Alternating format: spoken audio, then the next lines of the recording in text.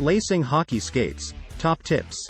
Lacing hockey skates may seem simple, but proper lacing actually requires some attention to detail to prevent foot slippage and ankle injuries. There are a few different lacing methods that all have their own advantages and disadvantages. This video will show you how to lace your hockey skates effectively, and will also go through all the different methods so you can choose the one that works for you. Waxed and non-waxed laces. What is the difference? Non-waxed laces. These are standard rope laces. They are relatively soft, so they offer more flexibility. However, they may need to be retied after 20 to 30 minutes as they do not have the added grip that waxed laces provide. These are best for experienced skaters and those with perfectly fitting skates.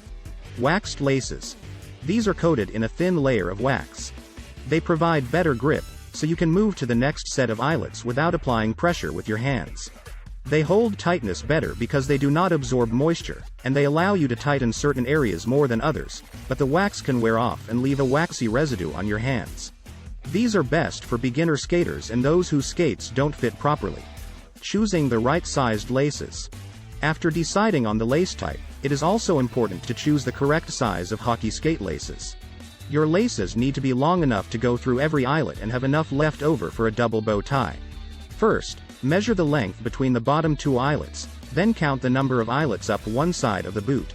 Multiply the measurement by the number of eyelets, then multiply that by 2, and add 18 inches, 46 centimeters, for tying. Then simply round up to the nearest lace size. Steps to lacing your skates. Under criss-cross lacing. This is the most common method, as it provides a comfortable fit in a classic look.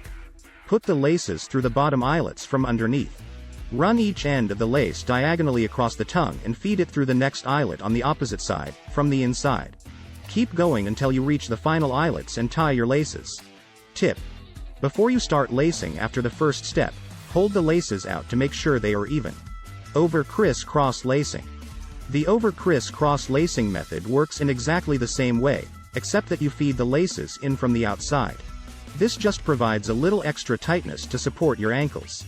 Lock lacing. Lock lacing is a great way to reduce slippage and avoid lace bite, and this method works well for young kids and anyone who prefers a tighter skate. Begin by lacing your skate using either the under or over cross lacing method, but leave the top two eyelets open. Thread the lace through the second topmost eyelet from the inside, and on the same side, thread the lace through the top eyelet from the outside, creating a loop. Put each lace through the loop on the opposite side, and tie the laces normally. Double cross lacing.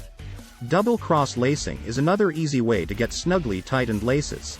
Simply lace your hockey skate using your preferred method, but when you get to the top eyelet, cross the laces over twice before tying them. Don't forget to read our top tips for positioning in hockey and check out our review of the best hockey helmets next. Partial lacing. Leaving the topmost eyelets unlaced is the preferred method among advanced skaters as it provides more freedom of movement. It also works well for defensemen as the forward flex will help you stay on the balls of your feet when skating backwards. It is not recommended for beginners though, as it is likely to make you feel unstable. FAQs. How do NHL players lace their skates? Many pro players prefer the partial lacing method, as this provides more freedom of movement for tight turns and other quick maneuvers. But this is by no means universal, it's all about what works best for the individual player. Do you lace skates over or under? Under cross lacing is the most popular method, as it provides an all-round comfortable fit. However, if you like a little more tightness in your boot, you should probably go for the over cross technique. How do you lace hockey skates to avoid lace bites? To avoid lace bites, you can lace hockey skates using the lock lacing method. This method does make for a tighter skate, so it may not work for you if you prefer a looser lacing. Start by lacing your skate normally using the under or over method, and when you get to the second eyelet from the top, stop and thread the laces through from the inside. Then thread it through the top eyelet on the same side, creating a loop, and continue tying your laces after threading each one through the opposite loop.